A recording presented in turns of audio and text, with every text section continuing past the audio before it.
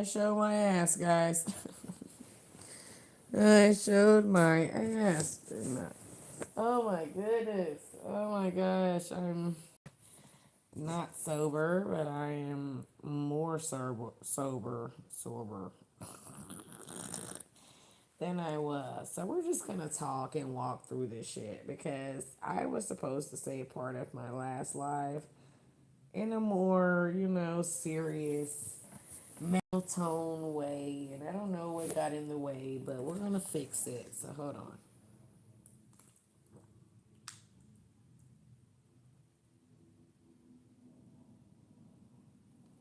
Okay, let's clean this shit. Let's clean this up. Let's clean this shit up. Okay. So my first ever sexual encounter. I'm so glad I'm on YouTube, by the way, because YouTube is more free to talk about these things. So my first ever was like I was like 4 or 5, and my babysitter at the time was like lick my boobs. I just remember it being really salty, like some salty ass titties. Like, you know what I'm saying? And I just remember it just being a very uncomfortable situation. The nipple itself was soft, it was dark, she was chocolate,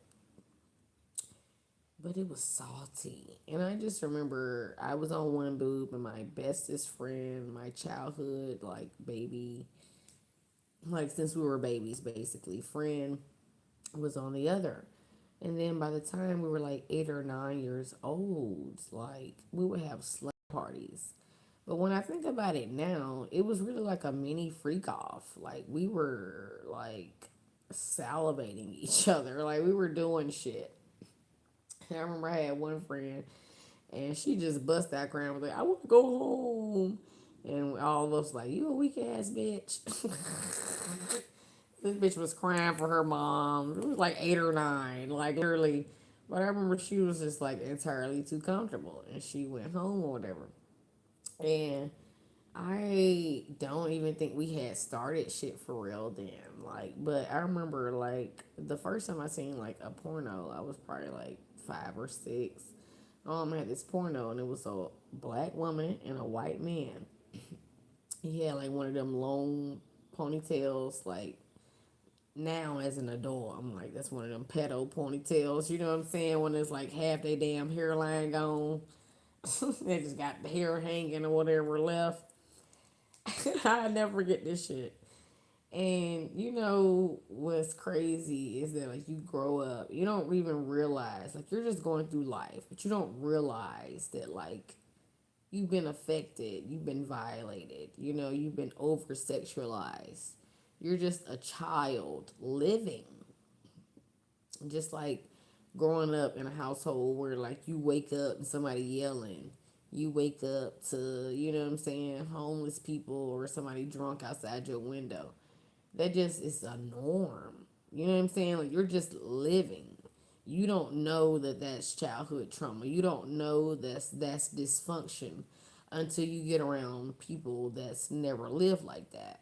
You don't know that it's healthy to like sit at the table and talk about your day with your family until you get there. And then you're like, oh, you know what I'm saying? We didn't sit down as a family and have dinner and talk about our day. You know what I'm saying? We didn't do, my mom had to work, or your dad worked late shifts, or you was the eldest kids that had to cook for everybody and try to make a ready-made home. You know what I'm saying? So it's just like, and even if you go to a family that talks about their day, but you still have resentment because your dad's not there and your mom's trying to overcompensate, or whatever the situations in life, you don't know that you're experiencing trauma until you try to get well, until you get around people that are well. And then you're like, damn, this is traumatic. I am living in dysfunction. And even then, I felt like my burden has always been that parts of me not only liked the trauma, but I understood that everybody has it. And see, that can be a blessing and a burden because you may not feel less than around other people, but because you understand trauma or come from it, other people will try to make you feel less than. And then you understand that that in itself is a trauma because some people have been raised around vanity, or raised around people that try to tell you this is right and that is not for so long that they forget that slithers of their weaknesses and their vices and their mishaps are also exposed to you. And you realize nobody is perfect. And sometimes that comes when you're 10, and sometimes that comes when you're 20. You know what I'm saying? And then you realize, oh, you motherfuckers are just better at hiding it. But we all deal with trauma. We all deal with vices. We all deal with pain. We all deal with something, even if it's religion, even if it's hiding behind holiness. Sometimes the holiest of rollers are also some of the meanest, most bitter, most strict, most, you know what I'm saying? Like nothing about them says grace. Nothing about them says forgiveness, but you hide behind the cross. How can that be when literally the whole meaning of the crucifixion of Jesus Christ, at least, is about being saved for your sins?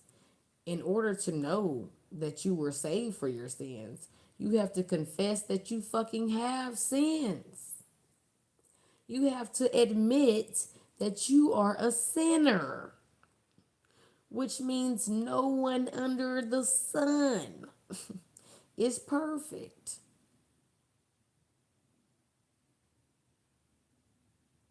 But the one thing a holy roller will do is point out all your shit and telling you what they did to be saved and to be holy, as if they are without sin. Judgment in itself is sin. So the mere fact that you think you're better, more whole, more equipped enough to tell somebody else what the fuck they did wrong or right, or what they should be doing, is judgment. Therefore, you are a sinner. Hello. And this just doesn't go for Christians. There are holy roller type of people in every race.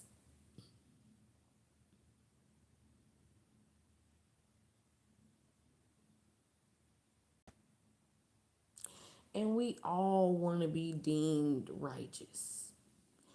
We all want to be deemed the holy ones, the chosen ones, the ones that God favors. But we really don't know the criteria at all. None of us really know. Until God or the deities that be come back, none of us really know what God is going to say. It says in the Bible, and this was a portion of the I Have a Dream speech that Dr. Martin Luther King Jr. chose to use. But it says, he quoted Amos 5:24. But Amos 5:18 says, "Why do you want God to come back? For it will be like running from a bear only to be bitten by a snake," or vice versa. I might not be saying it, but it literally says basically you think the evil or what you deem as evil, because again, that is judgment. But whichever way we want to look at it, it's judgment. You think that what you keep praying for God to come back, basically.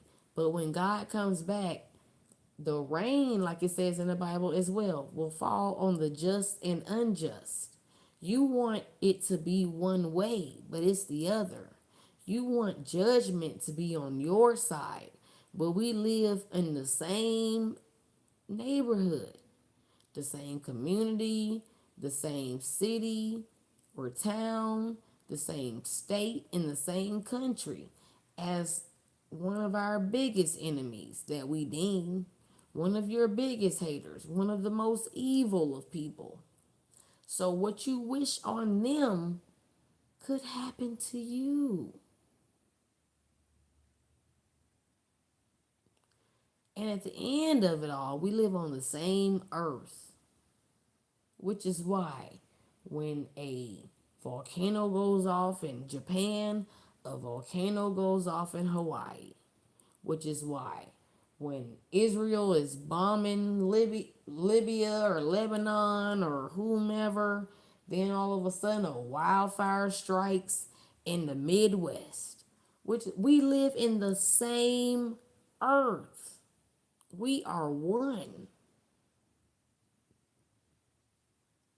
This is why I personally feel if you can't get certain people on criminal charges, you should get them on global climate charges. There should be a global climate accountability law. And if you do certain things, set off nuclears and you know what I'm saying, do all these things and just neglect the earth, there should be a that should be a crime. You didn't make this motherfucker. Therefore, if you harm it, you're not doing something just to your company, just to your business. Just you're doing this to the marine life. You're doing this to the earthly life. You're doing this to everyone. God gave us this earth. God gave us oil. God gave us diamonds. God gave us gold. We fight over, God gave us people. We fight over everything God gave us. Motherfuckers didn't make this shit, but you want to go to war. You want to risk lives. You want to do all these things for shit God gave us. God gave us water. We got water wars. You got air rights. You don't own the fucking sky. Bitch, that's in your mind. That shit ain't real.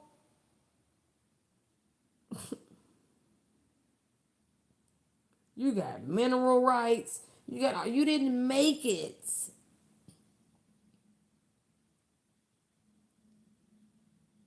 How do you have a right to something you did not create? And then the things you create, you have to bid for. You have to copyright. You have to patent. Shit is ass backwards than a motherfucker.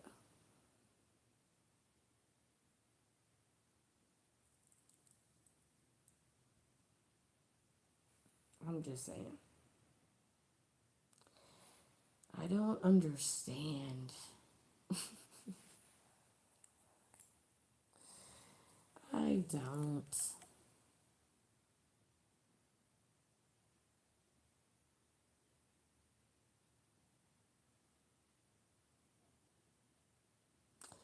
I said keep going. And I shall do just that. But I just feel confused at the level of, the level of disconnection and inhumanity for people. And I gotta expose myself. A lot of us seen about the whole big bear eaglet, Jackie, or not eaglet. That's a child, isn't it? Anyway, the feet. And I feel terrible. Like I feel bad. not I feel bad, but like, oh, that's sad. At the same time, people will have so much heart, care, consideration for animals, but have a disconnect about a black child being missing or, deleted or whatever, or kids in general. We see, you'll see 34 missing posters up at a Walmart or somewhere, and it's like an afterthought. You didn't even really look at the board for real. You just, you know what I'm saying? Like, it's like you got so much going on.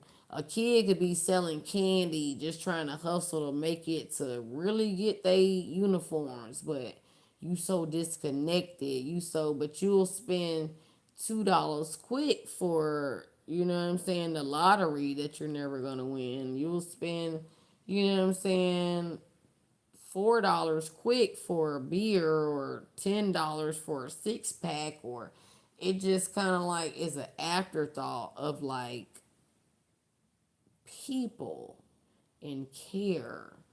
And I'm not saying that as a non-person, right? I'm saying this from my own experience, from just like, I'm worried about Christmas.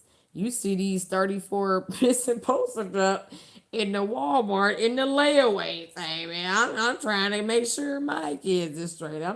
I'm saying this as a human being, but what I was flabbergasted by, what they was like, they raised $10 million for Jackie. Something about that egged me because how the fuck does a eagle? Some people can't even get $10. That's fucked up to me. That's a weird world we living in. When it's like, that's weird. I don't give a fuck with nobody. For a bird, let's keep it a buck. And she ended up dying anyway, bitch. For a bird. I'm fucking. Whoa, man. Some people just be begging for a damn meal. A bird. You got 10 million to spare. Fucking bird, bitch. When we can't even eat, we can't even enjoy this motherfucker. This ain't like chicken or turkey. I'm just keeping it a thigh out. Maybe the elites eat eagles and eaglets, bitch, but I ain't never had. I ain't never seen one on the market. I'm just saying. This shit is weird. We just live in a weird, different times, and they will justify that shit all. Oh, she was an innocent bird. $10 million, bitch. What was she eating? I thought eagles be eating snakes and worms. What the fuck was Jackie? This Jackie old reincarnated? What the fuck? Going, I'm confused. I'm sure she didn't even meet 10 goddamn $1 million. This shit even die in a month later. Get the fuck out of here. You know what I'm saying? Like, people find a reason to throw money away. And it's gross negligence when you throw money away, right? And then you don't throw it. That's gross negligence. That's like excessive. That's just like, what the fuck do you mean you can't find these kids? You can't afford the detectives and the special and the investigation. You know what I'm saying? What do you mean? But you can throw $10 million. I just want the donors, whoever, because it's so many. It's like you're so detached from people. Oh my! Oh well, they should have grew up in a better neighborhood. Oh, they should have never been on drugs. I remember this white dude what I worked for was like, yeah, the reason of poverty is because drugs and mental health. And it took everything in me to be like, well, what's the rich man's excuse? Because it's a whole lot of rich motherfuckers that's on drugs and got the mental health. One Joe Biden's son in the White House fucking hoes and doing coke.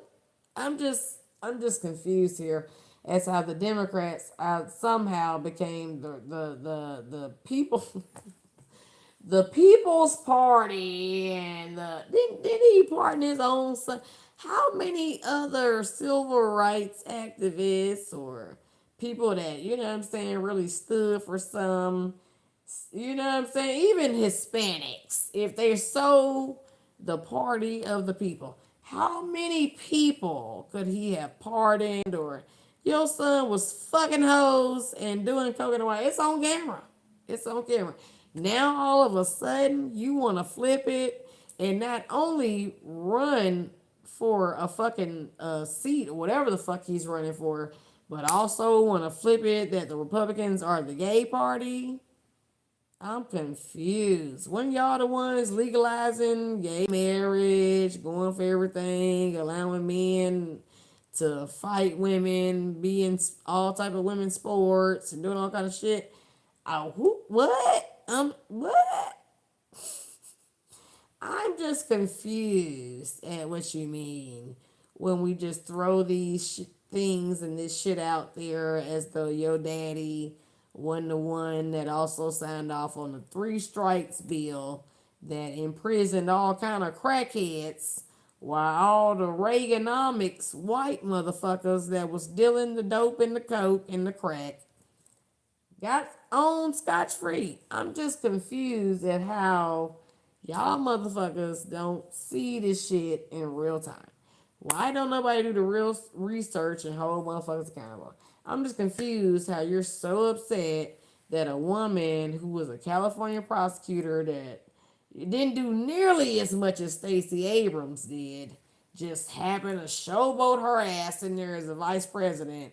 And then just because she's a fucking light skinned bitch that's an AKA decides to run for fucking presidency and put hoes that's saying hottie for Harris and twerking and illiterate bitches and all kind of stupid ass shit going on and throwing money away to motherfuckers that already got money and rich as fuck and no scholars, like I said before, no Walmart CEOs, no first black women, no motherfucking Bobby Seagulls or whatever it is, Bobby Seals, excuse my language, whatever. No, you know what I'm saying? No motherfuckers that really fuck with a bitch that put niggas behind bars for years.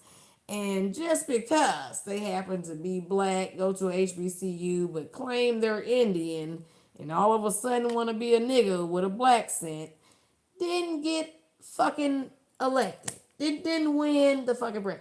I'm flabbergasted at the thought of niggas thinking that other niggas was this dumb, or white niggas, because they're niggas too, can really think that they could just win the shit based on this bitch being black and twerking on stage. That we were just gonna go for the shits and then we weren't gonna flip the script. And I'm just flabbergasted at the fact that other black people like Roland Martin, fat baby face headed ass, could sit up there and wish that black people, because they went for Trump, should lose their homes, careers, and families because they voted for Trump, as though anything you ever did has really pushed black people forward into security, protection, liberation, or fucking freedom, besides running your fat, baby face headed ass mouth. I'm just confused at the point that we will still be supporting the NAACP, who let a black fishing woman that's white be on the board and be discriminatory towards anything ghetto or hood at all. They will go against anything ghetto or hood, but it's authentically black. But you let this black fish ass white bitch be on your board and then all of a sudden try to demonize her as though she was the fucking problem to begin with, even though you never did your motherfucking research. Because if you do your motherfucking research, you will find out that the NAACP has been fucking colorist. And colorist is just a byproduct of racism. To be colorist is to be a racist with color. So, again, people, I'm just flabbergasted at the motherfucking fact that because somebody decides to go the other way, you would typecast them and then still not take accountability for the reason why black people are in the position they're in, despite how hard we work, despite how intelligent we fucking are, despite how much money we fucking have.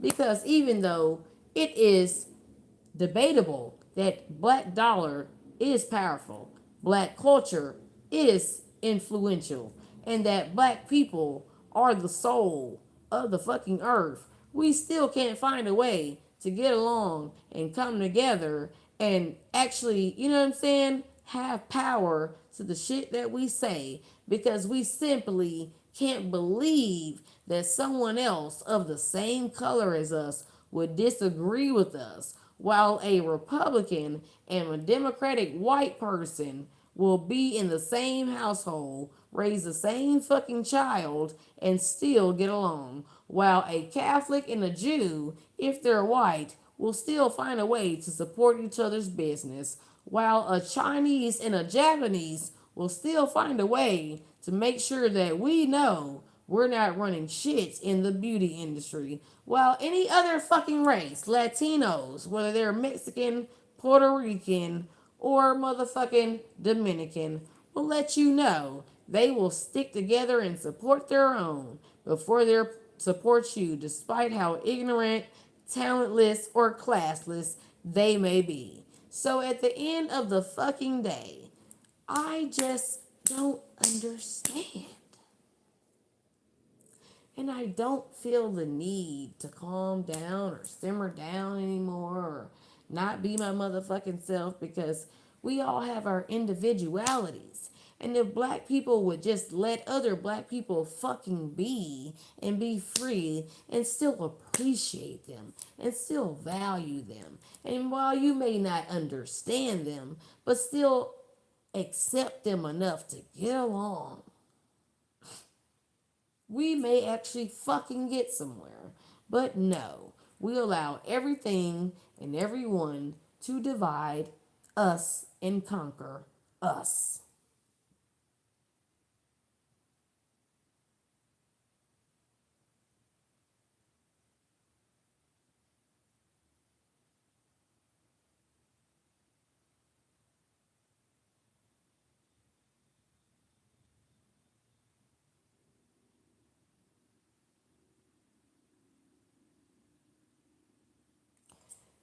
And that's all I have to say about that in my Forrest Gump voice. I'm done. Peace.